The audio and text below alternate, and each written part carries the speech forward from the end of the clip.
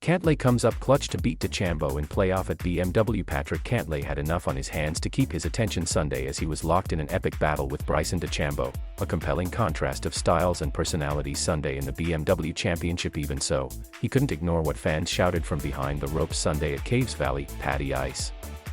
With the putter in his hand and ice in his veins, Cantlay delivered one clutch putt after another to survive the final 3 holes of regulation and 6/10 holes of a sudden death playoff, finally winning with a 20-foot birdie putt on the 18th hole. The most important putt.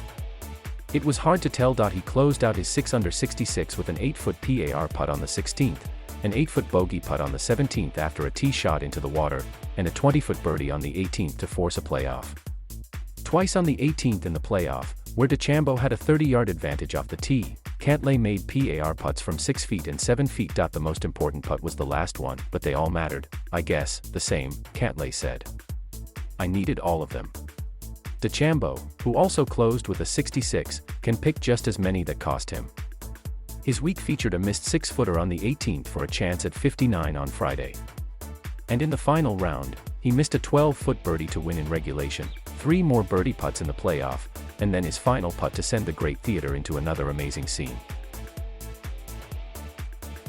DeChambeau, who has stopped talking to any media that isn't a PGA Tour partner, refused comment for everyone Sunday.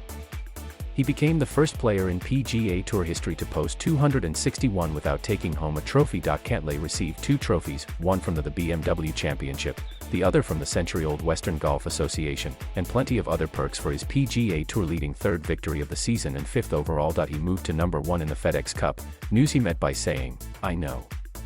That means Cantlay goes to the Tour Championship next week with a 2-shot lead over Tony Finau in the FedEx Cup finale with $15 million to the winner." And he clinched the 6th and final automatic spot for the US Ryder Cup team.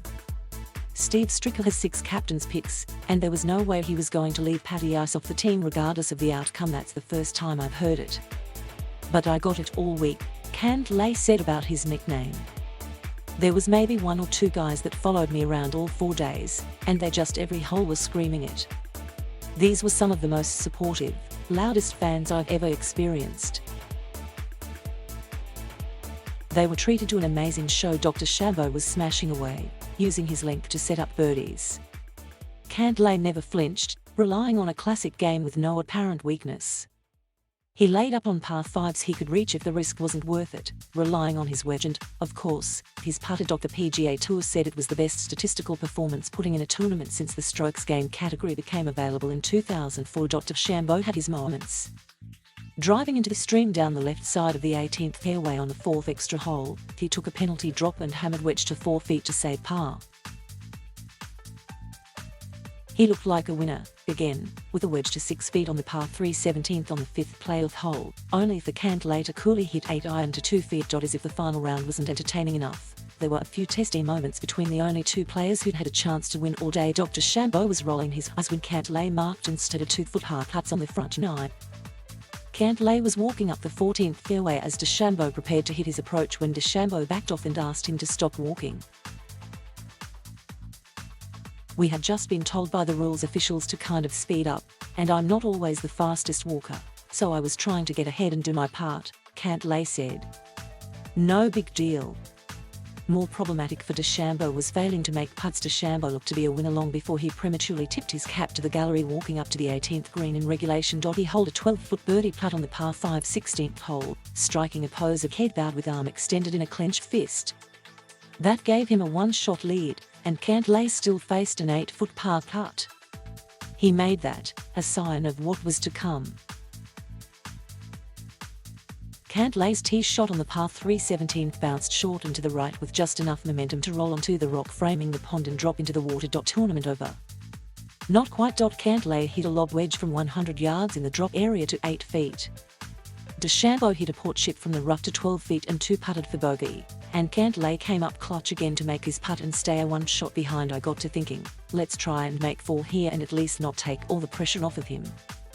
We both had 4s on that hole, and that really kept me in the golf tournament, kind of switched the momentum a little bit, Cantlay said. It would have been almost insurmountable if I would have went down 2 going into 18. There was drama all over Caves Valley, even without a trophy at stake. Eric Van Rooyen and Sergio Garcia played their way into the top 30 who qualify for the Tour Championship. Patrick Reed managed to hang on to the 30th spot, but only after KH Lee made bogey on his final hole.